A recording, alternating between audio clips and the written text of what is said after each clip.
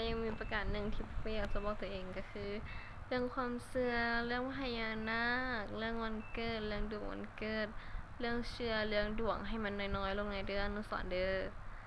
เจ้าน่ะเจ้าต้องเชื่อในตัวเองเจ้าต้องเชื่อในการนอนการกินว่างๆแกให้เจ้าออกกำลังกายแล้วก็ปลูกต้นไม้ให้หลายขึ้นสำนี้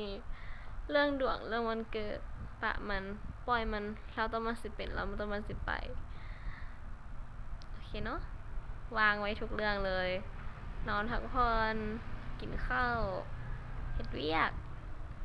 ยังมีกำหนดการเรื่องความเชื่อเรื่องดวงบ่เชื่อกับบ่ลบหลู่เพราะเจ้าขี้คร้านเจ้าย่านเปลืองพลังงานบ่แม่นหยังดอกเจ้าย่านเปลืองพลังงานโอเคนะคนเก่งนะ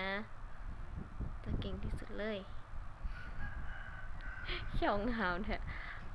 กะว่าอยู่ตอนที่ไปรับน้องก็จะว่าเขี้ยวงามวิลีเข้าใจ